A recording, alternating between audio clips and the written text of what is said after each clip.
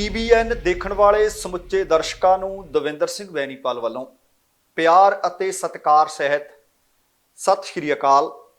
ਦਾ Benipal show ਵਿੱਚ ਤੁਹਾਡਾ ਸਭਨਾਂ ਦਾ ਨਿੱਘਾ ਸਵਾਗਤ। ਟੈਂਡਰ ਘੁਟਾਲੇ ਵਿੱਚ ਤੇਲੂ ਰਾਮ ਨੇ ਖੋਲ੍ਹੇ ਕਈ ਅਹਿਮ ਭੇਤ। ਵਿਜੀਲੈਂਸ ਬਿਊਰੋ ਵੱਲੋਂ ਸੰਗਰੂਰ ਦੇ RTA ਦਫ਼ਤਰ ਵਿੱਚ ਵੱਡੇ ਘਪਲੇ ਦਾ ਪਰਦਾਫਾਸ਼।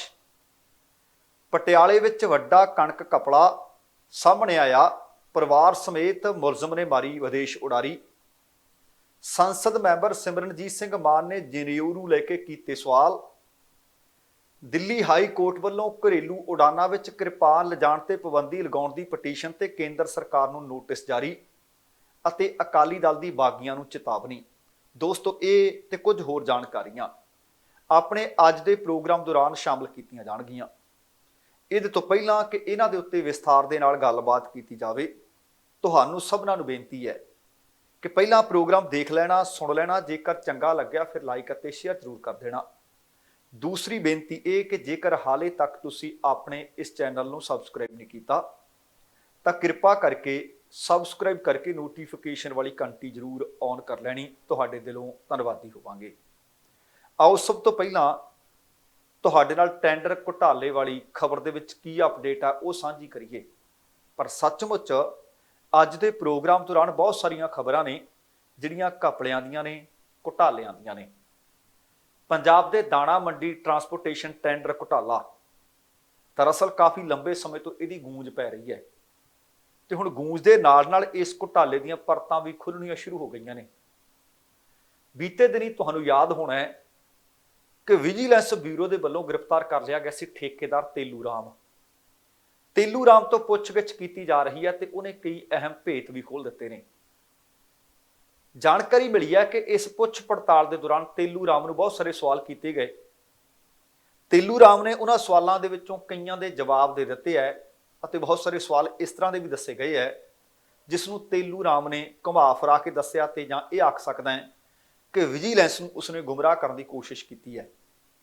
ਪਰ ਇਹ ਵੀ ਜਾਣਕਾਰੀ ਮਿਲੀ ਹੈ ਕਿ ਤੇਲੂ ਰਾਮ ਤੋਂ ਕੀਤੀ ਗਈ ਪੁੱਛ ਪੜਤਾਲ ਤੋਂ ਬਾਅਦ ਵਿਜੀਲੈਂਸ ਨੂੰ ਕੁਝ ਅਹਿਮ ਤੱਥ, ਕੁਝ ਅਹਿਮ ਸਬੂਤ ਹੱਥ ਲੱਗ ਗਏ ਹੈ, ਜਿਸ ਤੋਂ ਬਾਅਦ ਵਿਜੀਲੈਂਸ ਨੇ ਸਾਬਕਾ ਮੰਤਰੀ ਭਾਰਤ ਭੂਸ਼ਣ ਆਸ਼ੂ ਦਾ ਨਾਮ ਵੀ ਇਸ ਜਾਂਚ ਦੇ ਵਿੱਚ ਹੁਣ ਸ਼ਾਮਲ ਕਰ ਲਿਆ ਹੈ।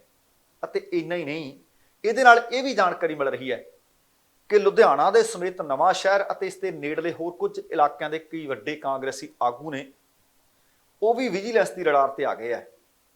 ਤੇਲੂ ਰਾਮ ਦਾ 3 ਦਿਨਾਂ ਦਾ ਜਿਹੜਾ ਰਿਮਾਂਡ ਸੀ ਅੱਜ ਉਹ ਖਤਮ ਹੋਣ ਜਾ ਰਿਹਾ ਹੈ। ਅੱਜ ਫਿਰ ਤੋਂ ਅਦਾਲਤ ਵਿੱਚ ਉਸ ਨੂੰ ਪੇਸ਼ ਕੀਤਾ ਜਾਏਗਾ। ਵੇਖਦੇ ਹਾਂ ਕਿ ਦੁਬਾਰਾ ਰਿਮਾਂਡ ਮੰਗਿਆ ਜਾਂਦਾ ਹੈ। ਜੇ ਮੰਗਿਆ ਜਾਂਦਾ ਤਾਂ ਕੀ ਉਸ ਦਾ ਰਿਮਾਂਡ ਮਿਲਦਾ ਹੈ। ਇਸ ਮਾਮਲੇ ਦੇ ਵਿੱਚ ਹੁਣ ਤੱਕ ਸਾਬਕਾ ਮੰਤਰੀ ਭਾਰਤ ਭੂਸ਼ਣ ਆਸ਼ੂ ਦੇ PA ਮੀਨੂ ਪੰਕਜ ਮਲਹੋਤਰਾ, ਫੂਡ ਸਪਲਾਈ ਦੇ ਡਿਪਟੀ ਡਾਇਰੈਕਟਰ ਰਮੇਸ਼, ਉਹ ਪਹਿਲਾਂ ਹੀ ਨਾਮਜ਼ਦ ਕੀਤੇ ਹੋਏ ਹੈ ਅਤੇ ਇਹ ਵੀ ਦੱਸਿਆ ਜਾ ਰਿਹਾ ਕਿ ਦੋਵੇਂ ਭਾਰਤ ਭੂਸ਼ਣ ਆਸ਼ੂ ਦੇ ਇਹ ਕਾਫੀ ਕਰੀਬੀ ਨੇ। ਇਹ ਵੀ ਖਬਰਾਂ ਮਿਲੀਆਂ ਨੇ ਕਿ ਕਈ ਕਾਂਗਰਸੀ ਆਗੂਆਂ ਦੀਆਂ ਦਿਲ ਦੀਆਂ ਧੜਕਣਾਂ ਇਸ ਵਕਤ ਕਾਫੀ ਤੇਜ਼ ਹੋਈਆਂ ਨੇ। ਨਾ ਦਿਨੇ ਚੈਨ ਆ ਰਿਹਾ, ਨਾ ਉਹਨਾਂ ਨੂੰ ਰਾਤ ਨੂੰ ਨੀਂਦ ਆ ਰਹੀ ਹੈ। ਤੇ ਵਿਜੀਲੈਂਸ ਨੇ ਅੰਦਰ ਖਾਤੇ FIR ਦੇ ਵਿੱਚ ਸਾਬਕਾ ਮੰਤਰੀ ਭਾਰਤ ਭੂਸ਼ਣ ਆਸ਼ੂ ਨੂੰ ਨਾਮਜ਼ਦ ਕਰ ਲਿਆ, ਪਰ ਕੋਈ ਅਧਿਕਾਰੀ ਇਸ ਗੱਲ ਦੀ ਹਾਲੇ ਪੁਸ਼ਟੀ ਕਰਨ ਨੂੰ ਤਿਆਰ ਨਹੀਂ। SSP ਵਿਜੀਲੈਂਸ ਰਵਿੰਦਰਪਾਲ ਸਿੰਘ ਸੰਧੂ ਇਹੀ ਕਹਿੰਦੇ ਨੇ ਕਿ ਮਾਮਲੇ ਦੀ ਜਾਂਚ ਕੀਤੀ ਜਾ ਰਹੀ ਹੈ। ਜਾਂਚ ਤੋਂ ਬਾਅਦ ਜਿਹੜੇ ਵੀ ਤੱਥ ਸਾਹਮਣੇ ਆਉਣਗੇ ਉਹ ਜਾਣਕਾਰੀ ਤੁਹਾਡੇ ਨਾਲ ਸਾਂਝੀ ਕਰ ਦਿੱਤੀ ਜਾਏਗੀ। ਵਿਜੀਲੈਂਸ ਦੀ ਟੀਮ ਨੇ ਹਾਲੇ ਤੱਕ ਇਸ ਮਾਮਲੇ ਦੇ ਵਿੱਚ 4 ਵਿਅਕਤੀ ਨੂੰ ਨਾਮਜ਼ਦ ਕੀਤਾ ਹੈ। ਦੱਸਿਆ ਜਾ ਰਿਹਾ ਕਿ ਤੇਲੂ ਰਾਮ ਦੇ ਰਾਹੀਂ 25 ਕਰੋੜ ਰੁਪਏ ਦਾ ਲੈਣ ਦੇਣ ਹੋਇਆ ਸੀ। ਵਿਜੀਲੈਂਸ ਦੀ ਟੀਮ ਹੁਣ ਇਸ ਮਸਲੇ ਦੀ ਜਾਂਚ ਦੇ ਵਿੱਚ ਜੁਟ ਗਈ ਹੈ ਕਿ ਇਹ 25 ਕਰੋੜ ਜਿਹੜਾ ਤੇਲੂ ਰਾਮ ਦੇ ਰਾਹੀਂ ਲੈਣ ਦੇਣ ਹੋਇਆ ਉਹ ਕਿਹਨੂੰ ਦਿੱਤਾ ਗਿਆ, ਕਿੱਥੇ ਕਿੱਥੇ ਦਿੱਤਾ ਗਿਆ, ਕਿਉਂ ਦਿੱਤਾ ਗਿਆ। ਇਹ ਵੀ ਪਤਾ ਲੱਗਿਆ ਕਿ ਕੁਝ ਇਸ ਵਿਭਾਗ ਦੇ ਅਧਿਕਾਰੀ ਤੇ ਕਰਮਚਾਰੀ ਵੀ ਪਰੇਸ਼ਾਨ ਨੇ। ਤੁਹਾਨੂੰ ਇਹ ਵੀ ਯਾਦ ਹੋਣਾ ਹੈ ਕਿ ਫੂਡ ਸਪਲਾਈ ਵਿਭਾਗ ਦੇ ਕਰਮਚਾਰੀਆਂ ਨੇ ਕੁਝ ਕੁ ਦਿਨਾਂ ਤੋਂ ਹੜਤਾਲ ਵੀ ਕੀਤੀ ਹੋਈ ਹੈ ਕਿ ਸਾਨੂੰ ਬਿਨਾਂ ਵਜ੍ਹਾ ਤੋਂ ਤੰਗ ਪਰੇਸ਼ਾਨ ਕੀਤਾ ਜਾ ਰਿਹਾ ਹੈ। ਤੇ ਦੂਸਰੇ ਪਾਸੇ ਵਿਜੀਲੈਂਸ ਮੀਨੂ ਪੰਕਜ ਮਲਹੋਤਰਾ ਸਮੇਤ ਜਿਹੜੇ ਟੈਂਡਰ ਘੁਟਾਲੇ ਦੇ ਫਰਾਰ ਦੋਸ਼ੀ ਨੇ, ਮੁਲਜ਼ਮ ਨੇ, ਉਹਨਾਂ ਦੀ ਭਾਲ ਦੇ ਵਾਸਤੇ ਛਾਪੇਮਾਰੀ ਕਰ ਰਹੀ ਹੈ। ਦੱਸਿਆ ਜਾ ਰਿਹਾ ਹੈ ਕਿ ਭਾਰਤ ਭੂਸ਼ਣ ਆਸ਼ੂ ਦਾ PA ਮੀਨੂ ਪੰਕਜ ਮਲਹੋਤਰਾ ਕਈ ਦਿਨ ਤੋਂ ਫਰਾਰ ਹੈ ਅਤੇ ਉਹਨੂੰ ਲੱਭਿਆ ਜਾ ਰਿਹਾ ਹੈ। ਇਹ ਵੀ ਲੱਭਿਆ ਜਾ ਰਿਹਾ ਕਿ ਉਹਦੇ ਰਿਸ਼ਤੇਦਾਰ ਉਹਦੇ ਦੋਸਤ ਮਿੱਤਰ ਕਿੱਥੇ ਕਿੱਥੇ ਰਹਿੰਦੇ ਨੇ ਤਾਂ ਕਿ ਉੱਥੇ ਉੱਥੇ ਛਾਪੇਮਾਰੀਆਂ ਕੀਤੀਆਂ ਜਾ ਸਕਣ। ਪਰ ਹੁਣ ਤੱਕ ਦੀ ਜਿਹੜੀ ਜਾਣਕਾਰੀ ਮਿਲੀ ਹੈ ਉਹਦੇ ਅਨੁਸਾਰ ਸਾਬਕਾ ਮੰਤਰੀ ਭਾਰਤ ਭੂਸ਼ਣ ਆਸ਼ੂ ਨੂੰ ਵਿਜੀਲੈਂਸ ਜਲਦ ਤਫਤੀਸ਼ ਦੇ ਵਿੱਚ ਸ਼ਾਮਲ ਕਰ ਸਕਦੀ ਹੈ। ਵੇਖਣਾ ਹੋਏਗਾ ਕਿ ਕਦੋਂ ਪੰਕਜ ਮਲਹੋਤਰਾ ਦੀ ਗ੍ਰਿਫਤਾਰੀ ਹੁੰਦੀ ਹੈ, ਕਦੋਂ ਕੁਝ ਹੋਰ ਗ੍ਰਿਫਤਾਰੀਆਂ ਹੁੰਦੀਆਂ ਨੇ ਅਤੇ ਕਿੰਨਾ ਇਸ ਘਪਲੇ ਦੇ ਵਿੱਚੋਂ ਮਾਲ ਗਦਾਮ ਨਿਕਲ ਕੇ ਬਾਹਰ ਆਉਂਦਾ ਹੈ। ਤੇ ਅਗਲੀ ਖਬਰ ਵੀ ਹੁਣ ਤਾਂ ਇਹ ਲੱਗਦਾ ਹੈ ਕਿ ਜਿਹੜਾ ਵੀ ਅਧਿਕਾਰੀ, ਜਿਹੜਾ ਵੀ ਕਰਮਚਾਰੀ ਝਾੜ ਕੇ ਫਰੋਲ ਕੇ ਦੇਖਿਆ ਜਾਵੇ ਕਿਤੇ ਸੱਚਮੁੱਚ ਉਹ ਇਸ ਤਰ੍ਹਾਂ ਦੇ ਧੰਦੇ ਵਿੱਚ ਗਲਤਾਨ ਤਾਂ ਨਹੀਂ ਸੀ। ਇਹ ਵੀ ਵਿਜੀਲੈਂਸ ਬਿਊਰੋ, ਮੈਂ ਅਕਸਰ ਕਹਿੰਦਾ ਕਿ ਹੁਣ ਤਾਂ ਵਿਜੀਲੈਂਸ ਬਿਊਰੋ ਇਹ ਲੱਗਦਾ ਕਿ ਬਹੁਤ ਜ਼ਿਆਦਾ ਰੁੱਝ ਗਈ ਹੋਣੀ ਹੈ, ਬਿਜੀ ਹੋਣੀ ਹੈ। ਭ੍ਰਿਸ਼ਟਾਚਾਰ ਦਾ ਖਾਤਮਾ ਕਹਿੰਦੇ ਕੀਤਾ ਜਾਣਾ ਤੇ ਮੁਹਿੰਮ ਚੱਲ ਰਹੀ ਹੈ। ਇਸੇ ਮੁਹਿੰਮ ਦੇ ਤਹਿਤ ਰੀਜਨਲ ਟਰਾਂਸਪੋਰਟ ਅਥਾਰਟੀ ਭਾਵ ਆਰਟੀਏ ਦੇ ਦਫ਼ਤਰ ਸੰਗਰੂਰ ਦੇ ਵਿੱਚ ਇੱਕ ਵੱਡੇ ਘਪਲੇ ਦਾ ਪਰਦਾਫਾਸ਼ ਹੋਇਆ ਹੈ। RTA motor vehicle inspector MVI, ਜੀ ਹਾਂ ਮੋਟਰ ਵਹੀਕਲ ਇੰਸਪੈਕਟਰ ਜਿਸ ਨੂੰ MVI ਕਿਹਾ ਜਾਂਦਾ ਹੈ, 2 ਕਲਰਕ, 2 ਵਿਚੋਲੇ ਅਤੇ ਪ੍ਰਾਈਵੇਟ ਏਜੰਟਾਂ ਦੇ ਖਿਲਾਫ ਇੱਕ ਅਪਰਾਧਿਕ ਮਾਮਲਾ ਇਸ ਮਸਲੇ ਦੇ ਵਿੱਚ ਦਰਜ ਕਰ ਲਿਆ ਗਿਆ ਹੈ। ਇਸ ਮਾਮਲੇ ਦੇ ਵਿੱਚ ਵਿਜੀਲੈਂਸ ਨੇ ਦਫ਼ਤਰ ਦੇ 2 ਮੁਲਾਜ਼ਮਾਂ ਅਤੇ 1 ਵਿਚੋਲੇ ਨੂੰ ਦਲਾਲ ਨੂੰ ਗ੍ਰਿਫਤਾਰ ਕੀਤਾ ਹੈ। ਇਸ ਸੰਬੰਧੀ ਜਾਣਕਾਰੀ ਦਿੱਤੀ ਹੈ ਵਿਜੀਲੈਂਸ ਬੁਲਾਰੇ ਨੇ। ਉਹਨਾਂ ਨੇ ਦੱਸਿਆ ਕਿ ਇਸ ਘਪਲੇ ਦੇ ਵਿੱਚ ਆਰਟੀਏ ਸੰਗਰੂਰ, MVI, ਉਹਨਾਂ ਦਾ ਅਮਲਾ ਅਤੇ ਪ੍ਰਾਈਵੇਟ ਵਿਅਕਤੀਆਂ ਦੀ ਸ਼ਮੂਲੀਅਤ ਹੁਣ ਤੱਕ ਸਾਹਮਣੇ ਆ ਚੁੱਕੀ ਹੈ, ਜਿਹੜੇ ਪੰਜਾਬ ਸਰਕਾਰ ਦੇ ਨਿਰਧਾਰਤ ਨਿਯਮਾਂ ਦੀ ਪਾਲਣਾ ਕਰਨ ਦੀ ਥਾਂ ਇੱਕ ਦੂਸਰੇ ਨਾਲ ਮਿਲ ਕੇ ਵੱਖ-ਵੱਖ ਕਿਸਮ ਦੇ ਵਾਹਨਾਂ ਨੂੰ ਫਿਟਨੈਸ ਸਰਟੀਫਿਕੇਟ ਜਾਰੀ ਕਰ ਰਹੇ ਸੀ ਅਤੇ ਇਹ ਸਰਟੀਫਿਕੇਟ ਦੇਣ ਦੇ ਬਦਲੇ ਮੋਟੀਆਂ ਰਕਮਾਂ ਵੀ ਵਸੂਲਦੇ ਸੀ। ਏਜੰਟ ਸੀ, ਏਜੰਟਾਂ ਦੇ ਰਾਹੀਂ ਰਿਸ਼ਵਤ ਲੈਂਦੇ ਸੀ। ਉਹਨਾਂ ਦੱਸਿਆ ਕਿ ਟਰਾਂਸਪੋਰਟ ਵਿਭਾਗ ਦੇ ਨਿਯਮਾਂ ਦੇ ਅਨੁਸਾਰ ਸਾਰੇ ਵਪਾਰਕ ਵਾਹਨਾਂ ਨੂੰ ਸੜਕਾਂ ਤੇ ਚੱਲਣ ਲਈ ਆਰਟੀਏ ਦਫ਼ਤਰ ਤੋਂ ਫਿਟਨੈਸ ਸਰਟੀਫਿਕੇਟ ਲੈਣਾ ਪੈਂਦਾ ਹੈ ਅਤੇ ਅਜਿਹੇ ਸਾਰੇ ਵਾਹਨਾਂ ਨੂੰ ਦਸਤਾਵੇਜ਼ਾਂ ਸਮੇਤ MVI ਵੱਲੋਂ ਆਪਣੇ ਦਫ਼ਤਰ ਦੇ ਵਿੱਚ ਨਿਰੀਖਣ ਦੇ ਮੌਕੇ ਸਾਹਮਣੇ ਫਿਜ਼ੀਕਲੀ ਉੱਥੇ ਪੇਸ਼ ਹੋਣੇ ਬੜੇ ਲਾਜ਼ਮੀ ਹੁੰਦੇ ਨੇ। ਪਰ ਘਪਲੇ ਦੀ ਰੂਪਰੇਖਾ ਦਾ ਉਹਨਾਂ ਨੇ ਖੁਲਾਸਾ ਕੀਤਾ ਹੈ। ਉਹਨਾਂ ਦੱਸਿਆ ਕਿ ਇਹ ਅਧਿਕਾਰੀ ਏਜੰਟਾਂ ਦੇ ਨਾਲ ਮਿਲ ਕੇ, ਦਲਾਲਾਂ ਦੇ ਨਾਲ, ਵਿਚੋਲਿਆਂ ਦੇ ਨਾਲ ਮਿਲ ਕੇ ਵਾਹਨਾਂ ਦੀ ਮੌਕੇ ਤੇ ਫਿਜ਼ੀਕਲ ਵੈਰੀਫਿਕੇਸ਼ਨ ਕੀਤੇ ਬਗੈਰ ਹੀ ਸਰਟੀਫਿਕੇਟ ਦੇ ਜਾਂਦੇ ਸੀ ਅਤੇ ਮਨਮਰਜ਼ੀ ਦੇ ਪੈਸੇ ਉਹਨਾਂ ਤੋਂ ਵਸੂਲਦੇ ਸੀ। ਕਿਸੇ ਤੋਂ 2800 ਲੈ ਲੈਂਦੇ ਸੀ, ਕਿਸੇ ਤੋਂ 2500 ਲੈ ਲੈਂਦੇ ਸੀ। ਵੱਖ-ਵੱਖ ਫੀਸ ਇਹਨਾਂ ਦੀ ਨਿਰਧਾਰਤ ਕੀਤੀ ਹੋਈ ਸੀ। ਸਰਟੀਫਿਕੇਟ ਬਗੈਰ ਵਾਹਨ ਨੂੰ ਦੇਖਿਆਂ ਤੋਂ ਦਿੱਤੇ ਜਾ ਰਹੇ ਸੀ। ਇਸੇ ਤਰੀਕੇ ਨਾਲ ਜਦੋਂ ਇਧਰੋਂ ਅਸੀਂ ਜਾ ਕੇ ਇੱਥੇ ਦੇਖਦੇ ਹਾਂ, ਕਹਿੰਦੇ ਨੇ ਜੀ ਆਹ ਲੈ ਲਿਓ ਜੀ ਪੋਲਿਊਸ਼ਨ ਵਾਲਾ ਸਰਟੀਫਿਕੇਟ। ਕਿੱਥੋਂ ਮਿਲੂਗਾ ਜੀ? ਪੈਟਰੋਲ ਪੰਪ ਤੋਂ। ਗੱਡੀ ਤੁਹਾਡੀ ਕਈ ਵਾਰੀ ਕੋਲ ਹੋਵੇ ਨਾ ਹੋਵੇ, ਕਿੱਥੇ ਖੜੀ ਹੈ ਚੈੱਕ ਕੋਈ ਵੀ ਨਹੀਂ ਕਰਦਾ, ਸਰਟੀਫਿਕੇਟ ਤੇ ਸਟicker ਦੇ ਤਾਂ ਜਾਂਦਾ, ਜਾਓ ਜੀ। ਉਹ ਕਾਹਦਾ ਪੋਲਿਊਸ਼ਨ ਸਰਟੀਫਿਕੇਟ? ਇਸੇ ਤਰੀਕੇ ਨਾਲ ਲਾਇਸੈਂਸ ਦੀ ਪ੍ਰਕਿਰਿਆ ਹੈ। ਤੁਹਾਨੂੰ ਗੱਡੀ ਚਲਾਉਣੀ ਆਉਂਦੀ ਹੈ, ਨਹੀਂ ਆਉਂਦੀ, ਤੁਸੀਂ ਅਪਲਾਈ ਕਰਨਾ ਹੈ, ਫੀਸ ਭਰਨੀ ਹੈ ਤੇ ਤੁਹਾਡਾ ਲਾਇਸੈਂਸ ਬਣ ਕੇ ਘਰੇ ਆਉਂਦਾ। ਉਹ ਕਾਹਦਾ ਲਾਇਸੈਂਸ? ਹੁਣ ਇਸੇ ਤਰ੍ਹਾਂ ਆਰਟੀਏ ਤੇ MVI ਦੇ ਵੱਲੋਂ ਨਿਰਧਾਰਤ ਸਥਾਨ ਤੇ ਵਾਹਨ ਖੜੇ ਕਰਵਾਉਣ ਦੀ ਥਾਂ ਉਹਨਾਂ ਦੀ ਮੌਕੇ ਤੇ ਭੌਤਿਕ ਜਾਂਚ ਕੀਤੇ ਬਗੈਰ ਇਹ ਸਰਟੀਫਿਕੇਟ ਇਸ਼ੂ ਕੀਤੇ ਜਾਂਦੇ ਸੀ। ਜਾਣਕਾਰੀ ਦਿੱਤੀ ਗਈ ਹੈ ਕਿ ਇਸ ਮਸਲੇ ਤੇ ਉਹਨਾਂ ਨੂੰ ਕਈ ਸ਼ਿਕਾਇਤਾਂ ਮਿਲ ਗਈਆਂ ਸੀ। ਸ਼ਿਕਾਇਤਾਂ ਦੇ ਆਧਾਰ ਤੇ ਵਿਜੀਲੈਂਸ ਦੀ ਟੀਮ ਨੇ MVI ਸੰਗਰੂਰ ਦੇ ਦਫ਼ਤਰ 'ਚ ਅਚਨਚੇਤ ਜਾਂਚ ਕੀਤੀ ਤੇ ਬਸ ਉਹ ਜਾਂਚ ਦੇ ਦੌਰਾਨ ਆ ਪਰਤਾਂ ਖੁੱਲ ਗਈਆਂ। 3 ਮੁਲਜ਼ਮ ਕਾਬੂ ਕੀਤੇ ਜਾ ਚੁੱਕੇ ਹੈ, ਜਿਨ੍ਹਾਂ ਵਿੱਚ ਧਰਮਿੰਦਰ ਪਾਲ ਉਰਫ ਬੰਟੀ, ਇਹ ਇੱਕ ਏਜੰਟ ਹੈ, ਸੰਗਰੂਰ ਦਾ ਹੀ ਰਹਿਣ ਵਾਲਾ ਹੈ, ਕਲਰਕ ਗੁਰਚਰਨ ਸਿੰਘ ਅਤੇ data entry operator Jagsir Singh ਤੋਂ ਇਲਾਵਾ 40,000 ਰੁਪਏ ਰਿਸ਼ਵਤ ਦੀ ਰਕਮ ਵੀ ਤੇ ਕੁਝ ਦਸਤਾਵੇਜ਼ ਵੀ ਟੀਮ ਨੇ ਬਰਾਮਦ ਕੀਤੇ ਨੇ। ਉਹਨਾਂ ਦੱਸਿਆ ਕਿ ਇਸ ਮਾਮਲੇ ਦੇ ਵਿੱਚ Ravinder Singh Gill RTA, Mahinderpal MVI, Gurcharan Singh clerk, Jagsir Singh, Dharminder Pal ਉਰਫ ਬੰਟੀ, ਸੁਖਵਿੰਦਰ ਸੁਖੀ ਇਹ ਵਿਚੋਲਾ ਹੈ ਅਤੇ ਕੁਝ ਹੋਰ ਪ੍ਰਾਈਵੇਟ ਏਜੰਟਾਂ ਦੇ ਵਿਰੁੱਧ ਵਿਜੀਲੈਂਸ ਬਿਊਰੋ ਦੇ ਵੱਲੋਂ ਮੁਕੱਦਮਾ ਦਰਜ ਕਰ ਲਿਆ ਗਿਆ ਹੈ। ਭ੍ਰਿਸ਼ਟਾਚਾਰ ਰੋਕੂ ਕਾਨੂੰਨ ਦੀਆਂ ਧਾਰਾਵਾਂ ਲਗਾਈਆਂ ਗਈਆਂ ਨੇ, ਪਰ ਹੁਣ ਇਹ ਵੇਖਣਾ ਹੋਊਗਾ ਕਿ ਇਹਨਾਂ ਦੇ ਨਾਲ ਹੋਰ ਕਿੰਨੇ ਕੁ ਲੋਕ ਮਿਲੇ ਹੋਏ ਸੀ। ਮੁੱਢਲੀ ਜਾਂਚ ਦੇ ਵਿੱਚ ਇਹ ਸਾਹਮਣੇ ਆ ਗਿਆ ਕਿ ਘਪਲਾ ਅੱਜ ਕੱਲ੍ਹ ਦਾ ਨਹੀਂ ਸੀ ਚੱਲ ਰਿਹਾ। ਇਹ ਘਪਲਾ ਤਕਰੀਬਨ ਬੀਤੇ 7-8 ਸਾਲਾਂ ਤੋਂ ਚੱਲ ਰਿਹਾ ਸੀ। ਹਰ ਮਹੀਨੇ 2000 ਤੋਂ ਲੈ ਕੇ 2500 ਵਾਹਨਾਂ ਨੂੰ, ਇਹਦੇ ਤੋਂ ਵੀ ਵੱਧ ਦੱਸੀ ਜਾ ਰਹੀ ਹੈ ਗਿਣਤੀ, 2000 ਤੋਂ ਲੈ ਕੇ 2500 ਤੋਂ ਵੀ ਵੱਧ ਵਾਹਨਾਂ ਨੂੰ ਫਿਟਨੈਸ ਸਰਟੀਫਿਕੇਟ ਜਾਰੀ ਕੀਤੇ ਜਾ ਰਹੇ ਸੀ। ਹੁਣ ਜਦ ਕਿ ਇੱਕ ਵਿਅਕਤੀ ਦੇ ਵੱਲੋਂ ਇੰਨੇ ਸਮੇਂ ਦੇ ਵਿੱਚ ਇੰਨੀ ਵੱਡੀ ਗਿਣਤੀ ਵਿੱਚ ਤੁਸੀਂ ਆਪ ਵੇਖੋ ਕਿ ਵਾਹਨਾਂ ਦਾ ਮੁਆਇਨਾ ਕੀਤਾ ਜਾ ਸਕਦਾ ਹੈ, ਸੰਭਵ ਹੈ। ਤੇ ਇਹ ਵੀ ਜਾਣਕਾਰੀ ਦਿੱਤੀ ਹੈ ਕਿ ਹਰ ਮਹੀਨੇ ਅੰਦਾਜ਼ਨ 35 ਤੋਂ 40 ਲੱਖ ਰੁਪਏ ਦੀ ਰਿਸ਼ਵਤ ਲੈ ਲਈ ਜਾਂਦੀ ਸੀ, ਜਿਸ ਨਾਲ ਇਹ ਮਾਮਲਾ ਕਰੋੜਾਂ 'ਚ ਜਾ ਸਕਦਾ, ਕਿਉਂਕਿ ਬੀਤੇ 7-8 ਵਰਿਆਂ ਤੋਂ ਚੱਲ ਰਿਹਾ ਸੀ। 35 ਤੋਂ 40 ਲੱਖ ਰੁਪਈਆ ਤੁਸੀਂ ਦੇਖੋ ਕਿ ਕਮਾਇਆ ਜਾ ਰਿਹਾ ਸੀ।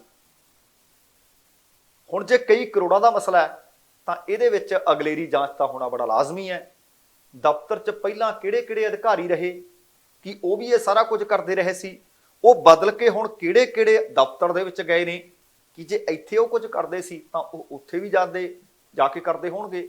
ਸੋ ਵੇਖਦੇ ਹਾਂ ਕਿ ਆਉਣ ਵਾਲੇ ਦਿਨਾਂ ਦੇ ਵਿੱਚ ਇਹ ਕਪੜਾ ਜਿੰਨਾ ਕੁ ਹੁਣ ਸਾਹਮਣੇ ਆਇਆ ਹੈ, ਇਹਦੇ ਤੋਂ ਕਿਤੇ ਵੱਡਾ ਨਿਕਲ ਕੇ ਸਾਹਮਣੇ ਆਉਣ ਦੀ ਸੰਭਾਵਨਾ ਹੈ। ਹੁਣ ਸੰਗਰੂਰ ਤੋਂ ਅਗਲੇ ਪਾਸੇ ਆਪਾਂ ਪਟਿਆਲੇ ਵਾਲੇ ਪਾਸੇ ਨੂੰ ਚੱਲਦੇ ਹਾਂ। ਪਟਿਆਲੇ ਦੇ ਵਿੱਚੋਂ ਵੀ 1 ਕਰੋੜਾਂ ਦਾ ਘਪਲਾ ਨਿਕਲ ਕੇ ਸਾਹਮਣੇ ਆਇਆ। ਪਟਿਆਲੇ ਦੇ ਵਿੱਚ ਪਨਸਪ ਦੇ ਇੱਕ ਮੁਲਾਜ਼ਮ ਤੇ 3 ਕਰੋੜ 13 ਲੱਖ ਤੋਂ ਵੱਧ ਦੀ ਕਣਕ ਖੁਰਦ-ਬੁਰਦ ਕਰਨ ਦਾ ਮਾਮਲਾ ਸਾਹਮਣੇ ਆ ਗਿਆ। ਹੁਣ ਤੁਸੀਂ ਦੇਖੋ ਕਿ ਇਹ ਕਿਤੇ 5 ਮਹੀਨਿਆਂ 'ਚ ਤਾਂ ਨਹੀਂ ਘਪਲੇ ਹੋਣ ਲੱਗੇ। ਮੰਨਦੇ ਆ ਕਿ ਹਲੇ ਬਹੁਤ ਕੁਝ ਦੁਰਸਤ ਕਰਨ ਵਾਲਾ ਹੋਣਾ ਹੈ, ਬਹੁਤ ਹਜੇ ਕਮੀਆਂ ਪੇਸ਼ੀਆਂ ਹੋਣਗੀਆਂ, ਪਰ ਆ ਘਪਲੇ ਘੁਟਾਲੇ ਤਾਂ ਬੀਤੇ ਸਮੇਂ 'ਚ ਹੁੰਦੇ ਹੋਣਗੇ। ਕਿਉਂ ਕਿਸੇ ਨੇ ਗੌਰ ਨਹੀਂ ਕੀਤਾ? ਬਹੁਤ ਵੱਡਾ ਸਵਾਲ ਹੈ। ਪਰ ਆ 3 ਕਰੋੜ ਤੋਂ ਵੱਧ ਦਾ ਮਾਮਲਾ, ਕਣਕ ਨੂੰ ਖੁਰਦ-ਬੁਰਦ ਕਰਨ ਦਾ ਮਾਮਲਾ ਸਾਹਮਣੇ ਆ ਗਿਆ ਹੈ। ਮੁਲਜ਼ਮ ਦਾ ਨਾਮ ਗੁਰਿੰਦਰ ਸਿੰਘ ਦੱਸਿਆ ਗਿਆ। ਇਹ ਵੀ ਦੱਸਿਆ ਜਾ ਰਿਹਾ ਹੈ ਕਿ ਗੁਰਿੰਦਰ ਸਿੰਘ ਆਪਣੇ ਪਰਿਵਾਰ ਨੂੰ ਲੈ ਕੇ ਫਰਾਰ ਹੋ ਗਿਆ, ਵਿਦੇਸ਼ ਦੇ ਵਿੱਚ ਉਡਾਰੀ ਮਾਰ ਗਿਆ। ਪਟਿਆਲਾ ਤੋਂ ਪਨਸਪ ਦੇ ਹਲਕਾ ਇੰਚਾਰਜ ਨੇ ਗੁਰਿੰਦਰ ਸਿੰਘ, ਉਹਨਾਂ ਦੇ ਖਿਲਾਫ ਥਾਣਾ ਸਦਰ ਦੇ ਵਿੱਚ ਬੀਤੀ 17 ਤਰੀਕ ਨੂੰ ਇੱਕ FIR ਦਰਜ ਕੀਤੀ ਗਈ, ਜਿਹੜੀ ਕਿ ਪਨਸਪ ਦੇ DM ਮੈਨੇਜਰ ਅਮਿਤ ਕੁਮਾਰ ਦੇ ਵੱਲੋਂ ਦਰਜ ਕਰਵਾਈ ਗਈ ਹੈ। ਦੱਸਣਾ ਬਣਦਾ ਕਿ ਜਿਸ ਗੋਦਾਮ ਦੇ ਵਿੱਚ ਇਹ ਕਪੜਾ ਹੋਇਆ, ਉਹ ਗੋਦਾਮ ਪਟਿਆਲਾ ਦੇਵੀਗੜ੍ਹ ਰੋਡ ਤੇ ਸਥਿਤ ਹੈ ਤੇ ਅਮਿਤ ਕੁਮਾਰ ਦੇ ਵੱਲੋਂ ਸ਼ਿਕਾਇਤ ਦਰਜ ਕਰਵਾਈ ਗਈ। FIR ਥਾਣਾ ਸਦਰ ਦੇ ਵਿੱਚ ਦਰਜ ਕਰ ਲਈ ਗਈ ਹੈ ਅਤੇ ਇਹ ਵੀ ਪਤਾ ਲੱਗਿਆ ਕਿ ਗੁਰਿੰਦਰ ਸਿੰਘ ਦੇ ਖਿਲਾਫ ਵੱਖ-ਵੱਖ ਧਾਰਾਵਾਂ ਦੇ ਹੇਠ ਮਾਮਲਾ ਦਰਜ ਕਰ ਲਿਆ ਗਿਆ ਹੈ। ਸਾਲ 2021 ਅਤੇ ਸਾਲ 2022-23 ਦੇ ਦੌਰਾਨ ਕਣਕ ਦੇ ਸਟਾਕ ਦੇ ਵਿੱਚ ਘਪਲਾ ਦੱਸਿਆ ਜਾ ਰਿਹਾ ਹੈ ਅਤੇ ਇਹ ਮੁਲਜ਼ਮ ਬੀਤੇ ਕਈ ਮਹੀਨਿਆਂ ਤੋਂ ਦੱਸਿਆ ਜਾ ਰਿਹਾ ਕਿ ਗੈਰ ਹਾਜ਼ਰ ਹੈ, ਜਿਸ ਕਰਕੇ ਜਾਂਚ ਪੜਤਾਲ ਦੇ ਦੌਰਾਨ ਘਪਲਾ ਕਰਨ ਦੇ ਦੋਸ਼ ਹੇਠ ਮੁਲਜ਼ਮ ਦੇ ਖਿਲਾਫ FIR ਫਿਲਹਾਲ ਦਰਜ ਹੋਈ ਹੈ। ਇਹਦੀ ਜਾਂਚ ਹਾਲੇ ਕੀਤੀ ਜਾਣੀ ਹੈ ਕਿ 3 ਕਰੋੜ ਤੇ 13 ਲੱਖ ਰੁਪਏ ਦਾ ਘਪਲਾ ਕਿਵੇਂ ਕਰ ਗਿਆ, ਇਹਦੇ ਨਾਲ ਹੋਰ ਕੌਣ-ਕੌਣ ਮਿਲਿਆ ਹੋਇਆ ਸੀ, ਕਿਸ ਤਰੀਕੇ ਨਾਲ ਉਹਨੇ ਘਪਲਾ ਕੀਤਾ, ਕੀ ਸੱਚਮੁੱਚ ਘਪਲੇ ਦੀ ਜਾਣਕਾਰੀ ਹੁਣੇ ਹੀ ਪਤਾ ਲੱਗੀ ਹੈ ਜਾਂ ਇਹਦੇ ਤੋਂ ਪਹਿਲਾਂ ਵੀ ਇਹ ਬੰਦਾ ਇਸ ਤਰ੍ਹਾਂ ਦੀਆਂ ਕਾਰਵਾਈਆਂ ਦੇ ਵਿੱਚ ਸ਼ਾਮਲ ਰਿਹਾ ਹੈ। ਫਿਰ ਗੱਲ ਉਹੀ ਕਿ ਸੱਚਮੁੱਚ ਕੀ 5 ਮਹੀਨਿਆਂ 'ਚ ਇਹ ਸਾਰਾ ਕੁਝ ਸਾਹਮਣੇ ਆਉਣ ਲੱਗਿਆ? ਬਹੁਤ ਵੱਡਾ ਸਵਾਲ ਹੈ। ਜੇ ਸੱਚਮੁੱਚ ਪਹਿਲਾਂ ਵੀ ਇਹ ਘਪਲੇ ਹੁੰਦੇ ਸੀ ਤਾਂ ਫਿਰ ਕਿਉਂ ਅੱਖਾਂ ਮੀਚ ਕੇ ਸਰਕਾਰਾਂ ਜਾਂ ਅਧਿਕਾਰੀ ਬੈਠੇ ਰਹੇ? ਇਹ ਵੀ ਫਿਰ ਵੱਡਾ ਸਵਾਲ ਹੈ। ਤੇ ਅਗਲੀ ਜਾਣਕਾਰੀ ਹੈ ਜਿਹੜੀ, ਉਹ ਕਿਰਪਾਨ ਵਰਸਸ ਜਨੇਊ ਹੋ ਗਿਆ। ਹੁਣ ਕੁਝ ਕੁ ਦਿਨਾਂ ਤੋਂ ਇਹ ਖਬਰ ਚਰਚਾ ਦਾ ਵਿਸ਼ਾ ਬਣਦੀ ਵੱਡਾ ਵਿਸ਼ਾ ਬਣ ਗਈ ਹੈ ਕਿ ਘਰੇਲੂ ਉਡਾਨਾਂ ਦੇ ਵਿੱਚ ਸਿੱਖ ਵਿਅਕਤੀ ਜਿਸਨੇ ਅੰਮ੍ਰਿਤਪਾਨ ਕੀਤਾ ਹੋਇਆ ਕਿ ਕਿਰਪਾਨ ਨੂੰ ਲੈ ਕੇ ਜਾ ਸਕਦਾ ਹੈ। ਇਸ ਚੱਲ ਰਹੇ ਵਿਵਾਦ ਦੇ ਦਰਮਿਆਨ ਸੰਸਦ ਮੈਂਬਰ ਸਿਮਰਨਜੀਤ ਸਿੰਘ ਮਾਨ ਹੋਰਾਂ ਦਾ ਇੱਕ ਬਿਆਨ ਸਾਹਮਣੇ ਆਇਆ ਹੈ। ਸਿਮਰਨਜੀਤ ਸਿੰਘ ਮਾਨ ਹੋਰਾਂ ਨੇ ਕਿਹਾ ਕਿ ਜੇਕਰ ਹਿੰਦੂ ਜਨੇਊ ਪਾ ਕੇ ਜਹਾਜ਼ ਦੇ ਵਿੱਚ ਸਫ਼ਰ ਕਰ ਸਕਦੇ ਹੈ ਤਾਂ ਸਿੱਖ ਕਿਰਪਾਨ ਪਹਿਨ ਕੇ ਸਫ਼ਰ ਕਿਉਂ ਨਹੀਂ ਕਰ ਸਕਦਾ। ਉਹ ਕਹਿੰਦੇ ਹਿੰਦੂਆਂ ਦੇ ਜਹਾਜ਼ ਦੇ ਵਿੱਚ ਜਨੇਊ ਪਾ ਕੇ ਉਹ ਵੀ ਤਾਂ ਖਤਰਾ ਪੈਦਾ ਕਰ ਸਕਦੇ ਹੈ, ਉਹਨੂੰ ਵੀ ਹਥਿਆਰ ਦੇ ਤੌਰ ਤੇ ਦੇਖਿਆ ਜਾਣਾ ਚਾਹੀਦਾ ਹੈ। ਜੇ ਜਨੇਊ ਹਥਿਆਰ ਦੇ ਤੌਰ ਤੇ ਨਹੀਂ ਦੇਖਿਆ ਜਾਂਦਾ, ਉਹ ਕਹਿੰਦਾ ਕਿਰਪਾਨ ਹਥਿਆਰ ਦੇ ਤੌਰ ਤੇ ਕਿਉਂ ਦੇਖੀ ਜਾਂਦੀ ਹੈ? ਉਹਨਾਂ ਨੇ ਤਰਕ ਦਲੀਲਾਂ ਆਪਣੀਆਂ ਦਿੱਤੀਆਂ ਨੇ। ਸਰਦਾਰ ਮਾਨ ਕਹਿੰਦੇ ਕਿ ਜੇਕਰ ਕੋਈ ਵਿਅਕਤੀ ਜਨੇਊ ਪਾ ਕੇ ਜਹਾਜ਼ ਦੇ ਵਿੱਚ ਸਫ਼ਰ ਕਰਦਾ ਹੈ ਤੇ ਜਨੇਊ ਉਹ ਚੀਨੀ ਨੋਟ ਦਾ ਬਣਾ ਲੈਂਦਾ ਹੈ ਤਾਂ ਉਹ ਜਨੇਊ ਦੇ ਨਾਲ ਕਿਸੇ ਦਾ ਗਲਾ ਵੱਢ ਸਕਦਾ ਹੈ, ਕਿਸੇ ਨੂੰ ਧਮਕੀ ਦੇ ਸਕਦਾ ਹੈ, ਕਿਸੇ ਨੂੰ ਡਰਾ ਸਕਦਾ ਹੈ। ਇੱਥੋਂ ਤੱਕ ਜਹਾਜ਼ ਹਾਈਜੈਕ ਭਾਵ ਉਹ ਜਹਾਜ਼ ਕਹਿੰਦੇ ਅਗਵਾ ਵੀ ਕਰ ਸਕਦਾ ਹੈ। ਉਹਨਾਂ ਨੇ ਕਿਹਾ ਕਿ ਸਿੱਖ ਨੂੰ ਕਿਰਪਾਨ ਲੈ ਕੇ ਜਾਣ ਦੀ ਆਜ਼ਾਦੀ ਹੈ, ਜਿਸ ਤਰ੍ਹਾਂ ਹਿੰਦੂ ਜਨੇਊ ਜਿਹੜਾ ਉਹਨਾਂ ਦਾ ਵੀ ਧਾਰਮਿਕ ਚਿੰਨ੍ਹ ਹੈ, ਜੇ ਉਹ ਧਾਰਮਿਕ ਚਿੰਨ੍ਹ ਪਹਿਨ ਸਕਦੇ ਹੈ ਤਾਂ ਸਿੱਖ ਕਿਰਪਾਨ ਆਪਣਾ ਧਾਰਮਿਕ ਚਿੰਨ੍ਹ ਕਿਉਂ ਨਹੀਂ ਪਹਿਨ ਸਕਦੇ? Bureau of civil Asian security ਦੇ ਵੱਲੋਂ ਘਰੇਲੂ ਉਡਾਨਾਂ ਦੇ ਵਿੱਚ ਸਿੱਖ ਯਾਤਰੀਆਂ ਨੂੰ ਕਿਰਪਾਨ ਲੈ ਕੇ ਜਾਣ ਦੀ ਦਰਅਸਲ ਆਗਿਆ ਦਿੱਤੀ ਹੋਈ ਹੈ। ਘਰੇਲੂ ਉਡਾਨਾਂ ਦੇ ਵਿੱਚ ਸਿੱਖ ਵਿਅਕਤੀ ਇੱਕ ਨਿਰਧਾਰਤ ਸਾਈਜ਼ ਹੈ, ਉਹ ਕਿਰਪਾਨ ਪਾ ਕੇ ਯਾਤਰਾ ਕਰ ਸਕਦੇ ਆ। ਪਰ ਹਿੰਦੂ ਸੈਨਾ ਦੇ ਵੱਲੋਂ ਸੁਪਰੀਮ ਕੋਰਟ ਦੇ ਵਿੱਚ ਇਹ ਚੁਣੌਤੀ ਦੇ ਦਿੱਤੀ ਗਈ, ਜਿਸ ਤੇ ਸੁਪਰੀਮ ਕੋਰਟ ਨੇ ਬੀਤੇ ਦਿਨੀ ਸੁਣਵਾਈ ਕਰਨ ਤੋਂ ਇਨਕਾਰ ਕਰ ਦਿੱਤਾ ਸੀ। ਜਸਟਿਸ ਐਸ ਅਬਦੁਲ ਨਜ਼ੀਰ ਅਤੇ ਜੇ ਕੇ ਮਹੇਸ਼ਵਰੀ ਦੇ ਬੈਂਚ ਨੇ ਪਟੀਸ਼ਨਕਰਤਾ ਨੂੰ ਪਟੀਸ਼ਨਕਾਰ ਜਥੇਬੰਦੀ ਨੂੰ ਆਖ ਦਿੱਤਾ ਸੀ ਕਿ ਤੁਸੀਂ ਹਾਈ ਕੋਰਟ ਦੇ ਵਿੱਚ ਪਟੀਸ਼ਨ ਦਾਖਲ ਕਰ ਸਕਦੇ ਹੋ, ਪਰ ਸੁਪਰੀਮ ਕੋਰਟ ਇਹਦੀ ਸੁਣਵਾਈ ਨਹੀਂ ਕਰੂਗਾ। ਇਹਦੇ ਤੋਂ ਬਾਅਦ ਇਸ ਜਥੇਬੰਦੀ ਨੇ ਪਟੀਸ਼ਨ ਵਾਪਸ ਲਈ ਅਤੇ ਪਟੀਸ਼ਨਰ ਨੇ ਬਿਊਰੋ ਦੇ ਵੱਲੋਂ 4 ਮਾਰਚ ਤੇ 2022 ਨੂੰ ਜਾਰੀ ਹੁਕਮਾਂ ਨੂੰ ਫਿਰ ਚੁਣੌਤੀ ਦਿੱਤੀ ਸੀ, ਜਿਸ ਦੇ ਵਿੱਚ ਕਿਹਾ ਗਿਆ ਸੀ ਕਿ ਸਿੱਖ ਯਾਤਰੀ ਘਰੇਲੂ ਉਡਾਨਾਂ ਦੇ ਵਿੱਚ ਕਿਰਪਾਨ ਦੇ ਨਾਲ ਸਫ਼ਰ ਕਰ ਸਕਦੇ ਹੈ ਅਤੇ ਕਿਰਪਾਨ ਅੰਦਰ ਜਿਹੜੀ ਸ੍ਰੀ ਸਾਹਿਬ ਹੈ ਉਹਦੀ ਲੰਬਾਈ 6 ਇੰਚ ਤੋਂ ਵੱਧ ਨਹੀਂ ਹੋਣੀ ਚਾਹੀਦੀ ਅਤੇ ਕਿਰਪਾਨ ਦੀ ਕੁੱਲ ਲੰਬਾਈ 9 ਇੰਚ ਤੋਂ ਵੱਧ ਨਹੀਂ ਹੋਣੀ ਚਾਹੀਦੀ। ਇਸ ਚੀਜ਼ ਨੂੰ ਲੈ ਕੇ ਉਹਨਾਂ ਨੇ ਦਿੱਲੀ ਹਾਈ ਕੋਰਟ ਦੇ ਵਿੱਚ ਇੱਕ ਪਟੀਸ਼ਨ ਪਾਈ ਹੈ ਤੇ ਹੁਣ ਦਿੱਲੀ ਹਾਈ ਕੋਰਟ ਦੇ ਵਿੱਚ ਪਟੀਸ਼ਨ ਪੈਣ ਤੋਂ ਬਾਅਦ ਇਹਦੀ ਅਗਲੀ ਅਪਡੇਟ ਇਹ ਹੈ ਕਿ ਦਿੱਲੀ ਹਾਈ ਕੋਰਟ ਨੇ ਕੇਂਦਰ ਸਰਕਾਰ ਨੂੰ ਵੀ ਨੋਟਿਸ ਜਾਰੀ ਕਰ ਦਿੱਤਾ ਹੈ। ਦਿੱਲੀ ਹਾਈ ਕੋਰਟ ਨੇ ਘਰੇਲੂ ਉਡਾਨਾਂ ਦੇ ਵਿੱਚ ਸਿੱਖ ਮੁਸਾਫਰਾਂ ਦੇ 6 ਇੰਚ ਤੱਕ ਦੀ ਸ੍ਰੀ ਸਾਹਿਬ ਦੇ ਬਲੇਡ, ਜਿਹਨੂੰ ਸ੍ਰੀ ਸਾਹਿਬ ਕਹਿੰਦੇ ਆ ਪਰ ਉਹ ਬਲੇਡ ਲਿਖਦੇ ਨੇ, ਅੰਦਰ ਜਿਹੜੀ ਸ੍ਰੀ ਸਾਹਿਬ ਹੈ ਕਿ 6 ਇੰਚ ਤੋਂ ਵੱਧ ਨਹੀਂ ਹੋਣੀ ਚਾਹੀਦੀ, ਉਹਦੇ ਤੇ ਪਾਬੰਦੀ ਲਗਾਉਣ ਦੀ ਇੱਕ ਮੰਗ ਵਾਲੀ ਪਟੀਸ਼ਨ ਜਿਹੜੀ ਹਾਈ ਕੋਰਟ ਦਿੱਲੀ ਦੇ ਵਿੱਚ ਗਈ ਹੈ। ਉਹਦੇ ਤੋਂ ਬਾਅਦ ਹਾਈ ਕੋਰਟ ਨੇ ਕੇਂਦਰ ਸਰਕਾਰ ਨੂੰ ਇੱਕ ਨੋਟਿਸ ਜਾਰੀ ਕੀਤਾ ਹੈ। ਚੀਫ ਜਸਟਿਸ ਸਤੀਸ਼ ਚੰਦਰ ਸ਼ਰਮਾ ਦੀ ਅਗਵਾਈ ਵਾਲੇ ਬੈਂਚ ਨੇ ਹਾਲਾਂਕਿ ਇਸ ਸੰਬੰਧੀ directorate general of civil aviation ਭਾਵ DGCA ਵੱਲੋਂ 4 ਮਾਰਚ ਨੂੰ ਜਾਰੀ ਨੋਟੀਫਿਕੇਸ਼ਨ ਤੇ ਰੋਕ ਲਗਾਉਣ ਤੋਂ ਇਨਕਾਰ ਕਰ ਦਿੱਤਾ ਸੀ। ਹਾਈ ਕੋਰਟ ਨੇ ਦੂਸਰੇ ਪੱਖ ਨੂੰ ਜਵਾਬ ਦਾਖਲ ਕਰਨ ਲਈ ਆਖਿਆ ਅਤੇ ਇਸ ਮਾਮਲੇ ਦੀ ਅਗਲੀ ਸੁਣਵਾਈ 15 ਦਸੰਬਰ ਤੇ ਪਾ ਦਿੱਤੀ ਹੈ। ਪਟੀਸ਼ਨਰ ਐਡਵੋਕੇਟ ਹਰਸ਼ਵਿਪੌਰ ਸਿੰਘਲ ਨੇ ਇਹ ਯਕੀਨੀ ਬਣਾਉਣ ਲਈ ਕਾਰਜਯੋਗ ਹੱਲ ਦੀ ਜਾਂਚ ਲਈ ਇੱਕ ਕਮੇਟੀ ਦੇ ਗਠਨ ਦੀ ਮੰਗ ਵੀ ਕੀਤੀ ਹੈ ਕਿ ਹਵਾਈ ਜਹਾਜ਼ ਵਿੱਚ ਲਿਜਾਣ ਵਾਲੀ ਕਿਰਪਾਨ ਉਚਿਤ ਢੰਗ ਦੇ ਨਾਲ ਡਿਜ਼ਾਈਨ ਅਤੇ ਤਿਆਰ ਕੀਤੀ ਗਈ ਹੋਵੇ ਅਤੇ ਇਹਦੀ ਲੰਬਾਈ 4 ਸੈਂਟੀਮੀਟਰ ਤੋਂ ਵੱਧ ਨਹੀਂ ਹੋਣੀ ਚਾਹੀਦੀ। ਉਹਨੇ ਦਲੀਲ ਦਿੱਤੀ ਹੈ ਕਿ ਉਡਾਨਾਂ ਦੇ ਵਿੱਚ ਕਿਰਪਾਨ ਦੀ ਆਗਿਆ ਦੇਣਾ ਵਰਤਮਾਨ ਸਮੇਂ ਵਿੱਚ ਮਨਜ਼ੂਰਸ਼ੁਦਾ ਮਾਪਦੰਡਾਂ ਦੇ ਸੰਦਰਭ ਵਿੱਚ ਨਹੀਂ। ਉਹ ਕਹਿੰਦੇ ਹਵਾਬਾਜ਼ੀ ਭਾਵ ਉਡਾਨ ਜਦੋਂ ਆਪਾਂ ਸਫ਼ਰ ਕਰ ਰਹੇ ਹਾਂ ਜਹਾਜ਼ ਦੇ ਵਿੱਚ, ਸੁਰੱਖਿਆ ਵਾਸਤੇ ਖਤਰਨਾਕ ਹੈ। ਉਹਨਾਂ ਨੇ ਆਖਿਆ ਕਿ ਜੇ ਕਿਰਪਾਨ ਨੂੰ ਸਿਰਫ ਧਰਮ ਦੇ ਕਾਰਨ ਸੁਰੱਖਿਅਤ ਮੰਨਿਆ ਜਾਂਦਾ ਹੈ ਤਾਂ ਫਿਰ ਬੁਣਾਈ, ਕਰੋਸ਼ੇਟ ਸੂਈਆਂ, ਨਾਰੀਅਲ, ਪੇਚਕਸ ਅਤੇ ਛੋਟੇ ਪੈਨ, ਚਾਕੂ ਇਹਨਾਂ ਨੂੰ ਖਤਰਨਾਕ ਅਤੇ ਵਰਜਿਤ ਕਿਵੇਂ ਮੰਨਿਆ ਜਾਂਦਾ ਹੈ। ਉਹਨੇ ਤਾਂ ਇਹ ਦਲੀਲ ਦਿੱਤੀ ਹੈ। ਉਹਨੇ ਰੈਗੂਲੇਟਰੀ ਇਜਾਜ਼ਤ ਨੂੰ ਕਾਨੂੰਨ ਦੇ ਵਿੱਚ ਬੁਰਾ ਕਰਾਰ ਦਿੰਦਿਆਂ ਇਹ ਕਿਹਾ ਕਿ ਵਿਪਰੀਤ ਧਾਰਨਾ ਦੇ ਬਾਵਜੂਦ ਕਿਰਪਾਨ ਸੈਂਕੜੇ ਕਤਲਾਂ ਵਿੱਚ ਵਰਤੀ ਜਾਂਦੀ ਇੱਕ ਬਲੇਡ ਹੀ ਹੈ, ਜਿਸ ਵਿੱਚ ਕਤਲ ਦੇ ਲਈ ਕਈ ਕੇਸਾਂ ਦਾ ਫੈਸਲਾ ਸੁਪਰੀਮ ਕੋਰਟ ਦੁਆਰਾ ਵੀ ਕੀਤਾ ਗਿਆ ਹੈ।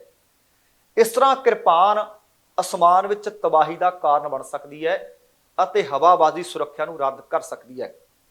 ਉਹਨੇ ਕਿਹਾ ਕਿ ਘਰੇਲੂ ਉਡਾਨਾਂ ਤੇ ਕਿਰਪਾਨ ਲੈ ਜਾਣ ਦੀ ਇਜਾਜ਼ਤ ਨਾਗਰਿਕ ਹਵਾਬਾਜ਼ੀ ਸੁਰੱਖਿਆ ਪ੍ਰੋਟੋਕੋਲ ਦੇ ਨਾਲ-ਨਾਲ ਅੰਤਰਰਾਸ਼ਟਰੀ ਕਾਨੂੰਨਾਂ ਦੇ ਵਿਰੁੱਧ ਹੈ ਅਤੇ ਇਹ ਕਿ ਹਵਾਬਾਜ਼ੀ ਹਾਈਜੈਕਿੰਗ ਦੇ ਇਤਿਹਾਸਕ ਸਬਕ ਇਹਦੇ ਬਾਵਜੂਦ ਇਹਨੂੰ ਜਾਰੂ ਕਰ ਦਿੱਤਾ ਗਿਆ। ਇਹ ਚੀਜ਼ਾਂ ਨੂੰ ਉਹਨੇ ਆਧਾਰ ਬਣਾ ਕੇ ਹਾਈ ਕੋਰਟ ਦੇ ਵਿੱਚ ਪਟੀਸ਼ਨ ਪਾਈ ਹੈ। ਮੈਂ ਤੁਹਾਨੂੰ ਫਿਰ ਯਾਦ ਕਰਵਾ ਦਿਆਂ ਕਿ ਇਸੇ ਮਹੀਨੇ ਦੇ ਸ਼ੁਰੂ ਦੇ ਵਿੱਚ ਸੁਪਰੀਮ ਕੋਰਟ ਨੇ ਘਰੇਲੂ ਟਰਮੀਨਲ ਤੋਂ ਚੱਲਣ ਵਾਲੀਆਂ ਘਰੇਲੂ ਉਡਾਨਾਂ ਦੇ ਵਿੱਚ ਸਿੱਖ ਯਾਤਰੀਆਂ ਦੇ ਕਿਰਪਾਨ ਲੈ ਕੇ ਜਾਣ ਤੇ ਪਾਬੰਦੀ ਲਗਾਉਣ ਦੀ ਮੰਗ ਵਾਲੀ ਪਟੀਸ਼ਨ ਤੇ ਵਿਚਾਰ ਕਰਨ ਤੋਂ ਇਨਕਾਰ ਕਰ ਦਿੱਤਾ ਸੀ। ਹਾਲਾਂਕਿ ਪਟੀਸ਼ਨਕਰਤਾ ਹਿੰਦੂ ਸੈਨਾ ਨੂੰ ਸੰਬੰਧਿਤ ਹਾਈ ਕੋਰਟ ਤੱਕ ਪਹੁੰਚ ਕਰਨ ਦੀ ਆਜ਼ਾਦੀ ਦੇ ਦਿੱਤੀ ਸੀ। ਹੁਣ ਪਹਿਲੀ ਗੱਲ ਤਾਂ ਇਸ ਖਬਰ ਤੇ ਜੇ ਟਿੱਪਣੀ ਕਰੀਏ ਕਿ ਜਿਹੜੇ ਉਹ ਆਧਾਰ ਬਣਾ ਰਿਹਾ ਕਿ ਪੈਨ, ਚਾਕੂ, ਫਲਾਣਾ ਧਮਕਾ, ਉਹਦੇ ਨਾਲ ਇਸ ਧਾਰਮਿਕ ਚਿੰਨ੍ਹ ਨੂੰ ਜਾਂ ਚਿੰਨ੍ਹ ਦੀ ਤੁਲਨਾ ਨਹੀਂ ਕੀਤੀ ਜਾ ਸਕਦੀ। ਪਰ ਦੇਖਦੇ ਹਾਂ, ਕਿਉਂਕਿ ਜਿਹੜੇ ਮਾਪਦੰਡ ਅਪਣਾਏ ਜਾਂਦੇ ਨੇ, ਤੈਅ ਕੀਤੇ ਜਾਂਦੇ ਨੇ, ਉਹ ਇੱਕ ਕਮੇਟੀ ਹੁੰਦੀ ਹੈ। ਉਹ ਕਮੇਟੀ ਦੇ ਗਠਨ ਤੋਂ ਬਾਅਦ ਹੀ ਫੈਸਲਾ ਲੈਂਦੀ ਹੈ ਕਿ ਕੀ ਸਿੱਖ ਵਿਅਕਤੀ ਇਹਨੂੰ ਪਹਿਨ ਕੇ ਘਰੇਲੂ ਉਡਾਨਾਂ ਵਿੱਚ ਸਫ਼ਰ ਕਰ ਸਕਦੇ ਆ ਜਾਂ ਨਹੀਂ। ਵੇਖਦੇ ਹਾਂ ਕਿ 15 ਦਸੰਬਰ ਤੇ ਅਗਲੀ ਸੁਣਵਾਈ ਪਾ ਦਿੱਤੀ ਗਈ ਹੈ ਅਤੇ ਕੇਂਦਰ ਸਰਕਾਰ ਨੂੰ ਨੋਟਿਸ ਵੀ ਜਾਰੀ ਕਰ ਦਿੱਤਾ ਗਿਆ ਕਿ ਕੇਂਦਰ ਸਰਕਾਰ ਇਹਦੇ ਉੱਤੇ ਹੁਣ ਆਪਣਾ ਕੀ ਰੁਖ ਅਖਤਿਆਰ ਕਰਦੀ ਹੈ। ਤੇ ਨਾਲ ਇਹ ਵੀ ਦੱਸਦੇ ਹਾਂ ਕਿ ਪਟੀਸ਼ਨਰ ਨੇ 4 ਮਾਰਚ 2022 ਦੇ ਹਵਾਬਾਜ਼ੀ ਸੁਰੱਖਿਆ ਆਦੇਸ਼ ਅਤੇ bureau of civil aviation security ਭਾਵ BCAS ਦੁਆਰਾ ਜਾਰੀ 12 ਮਾਰਚ 2022 ਦੇ ਸੋਧ ਪੱਤਰ ਨੂੰ ਚੁਣੌਤੀ ਦਿੰਦੇ ਹੋਏ ਦੋਸ਼ ਲਾਇਆ ਹੈ ਕਿ ਸਿੱਖਾਂ ਨੂੰ ਦਿੱਤੀ ਗਈ ਛੋਟ ਨੇ ਹਵਾਈ ਅੱਡਿਆਂ ਦੀ ਸੁਰੱਖਿਆ, ਹਵਾਈ ਜਹਾਜ਼ ਅਤੇ ਯਾਤਰੀਆਂ ਦੀ ਸੁਰੱਖਿਆ ਵਿੱਚ ਇੱਕ ਖਾਮੀ ਪੈਦਾ ਕੀਤੀ ਹੈ। ਦਲੀਲ ਇਹ ਵੀ ਦਿੱਤੀ ਹੈ ਕਿ ਇਹ ਸੰਵਿਧਾਨ ਦੇ ਅਨੁਛੇਦ 21 ਦੇ ਤਹਿਤ ਗਰੰਟੀਸ਼ੁਦਾ ਵਿਅਕਤੀਆਂ ਦੇ ਜੀਵਨ ਅਤੇ ਵਿਅਕਤੀਗਤ ਆਜ਼ਾਦੀ ਦੇ ਬੁਨਿਆਦੀ ਅਧਿਕਾਰ ਦੀ ਉਲੰਘਣਾ ਕਰਦਾ ਹੈ। 4 ਮਾਰਚ ਤੇ 2020 ਨੂੰ BCAS ਨੇ ਮੁਸਾਫਰਾਂ ਨੂੰ ਇਸ ਅਪਵਾਦ ਦੇ ਨਾਲ ਕਿਰਪਾਨ ਰੱਖਣ ਦੀ ਆਗਿਆ ਦੇ ਦਿੱਤੀ ਸੀ ਕਿ ਇਹ ਕੇਵਲ ਤੇ ਕੇਵਲ ਸਿੱਖ ਯਾਤਰੀਆਂ ਵਾਸਤੇ ਹੋਵੇਗੀ ਅਤੇ ਹਵਾਈ ਅੱਡੇ ਦੇ ਕਿਸੇ ਵੀ ਸਟੇਕ ਹੋਲਡਰ ਜਾਂ ਕਰਮਚਾਰੀ ਜਾਂ ਕਿਸੇ ਵੀ ਟਰਮੀਨਲ, ਘਰੇਲੂ ਜਾਂ ਅੰਤਰਰਾਸ਼ਟਰੀ ਕੰਮ ਕਰਨ ਵਾਲੇ ਕਿਸੇ ਵਿਅਕਤੀ ਨੂੰ ਕਿਰਪਾਨ ਰੱਖਣ ਦੀ ਆਗਿਆ ਨਹੀਂ ਹੋਵੇਗੀ, ਪਰ ਸਿਰਫ ਸਿੱਖ ਵਿਅਕਤੀ ਪਹਿਨ ਸਕਣਗੇ। ਪਰ 12 ਮਾਰਚ ਨੂੰ BCAS ਨੇ ਇਸ ਅਪਵਾਦ ਨੂੰ ਹਟਾ ਦਿੱਤਾ ਅਤੇ ਆਪਣੇ ਸਿੱਖ ਕਰਮਚਾਰੀਆਂ ਨੂੰ ਵੀ ਕਿਰਪਾਨ ਰੱਖਣ ਦੀ ਆਗਿਆ ਦੇ ਦਿੱਤੀ ਸੀ। ਹੁਣ ਤਾਂ ਆਗਿਆ ਜਿਹੜੀ ਮਿਲੀ ਹੋਈ ਹੈ ਮੈਂ ਤੁਹਾਨੂੰ ਉਹ ਵੀ ਦੱਸ ਦਿੱਤਾ, ਜਿਹੜੀ ਉਹਨੇ ਪਟੀਸ਼ਨ ਪਾਈ ਹੈ ਮੈਂ ਤੁਹਾਨੂੰ ਉਹ ਵੀ ਦੱਸ ਦਿੱਤਾ।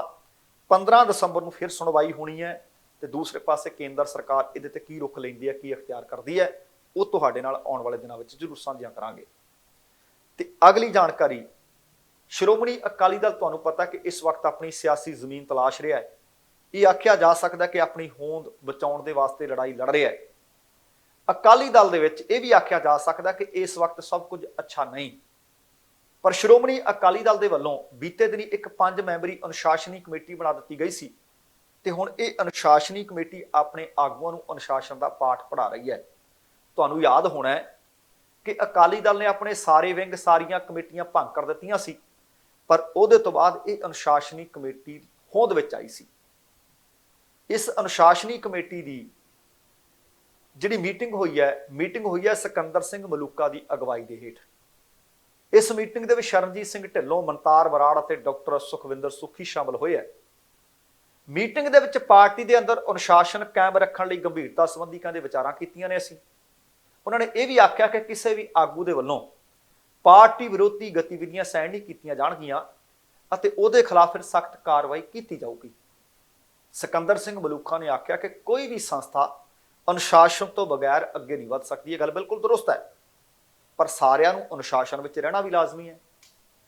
ਉਹਨਾਂ ਨੇ ਆਖਿਆ ਕਿ ਜਿਹੜਾ ਵੀ ਵਿਅਕਤੀ ਪਾਰਟੀ ਤੋਂ ਬਾਹਰ ਜਾ ਕੇ ਪਾਰਟੀ ਦੇ ਖਿਲਾਫ ਕੋਈ ਵੀ ਗੱਲ ਕਰਦਾ ਹੈ, ਉਹਦਾ ਮਕਸਦ ਪਾਰਟੀ ਨੂੰ ਮਜ਼ਬੂਤ ਨਹੀਂ ਸਗੋਂ ਪਾਰਟੀ ਨੂੰ ਕਮਜ਼ੋਰ ਕਰਨਾ ਹੁੰਦਾ ਹੈ।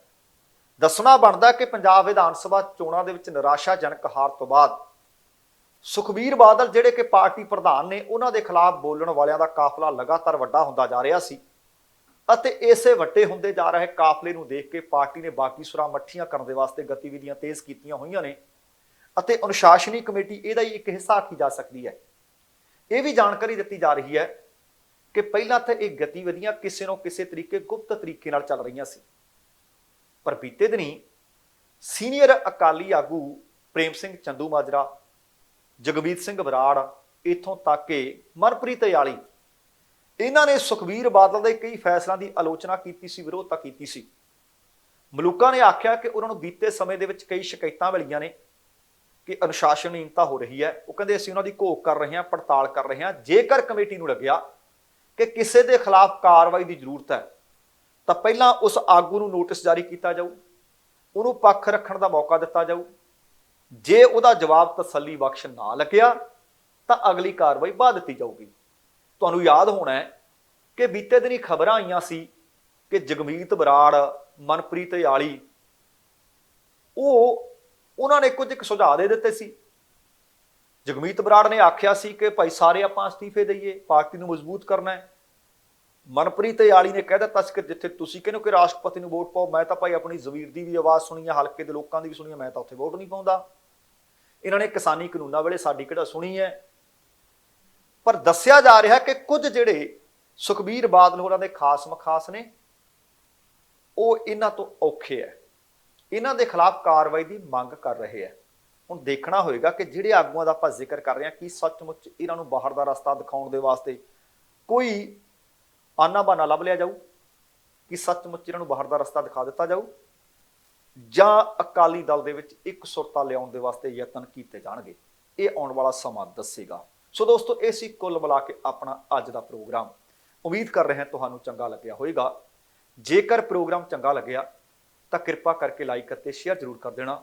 ਜਾਣ ਤੋਂ ਪਹਿਲਾਂ ਕਹਾਂਗਾ, ਜ਼ਿੰਦਗੀ ਜਿੰਦਾਦਲੀ ਦਾ ਨਾਮ ਹੈ। ਦਵਿੰਦਰ ਸਿੰਘ ਬੈਨੀਪਾਲ ਨੂੰ ਆਗਿਆ ਦਿਓ। ਸਤਿ ਸ਼੍ਰੀ ਅਕਾਲ ਤੇ ਰੱਬ ਰਾਖਾ।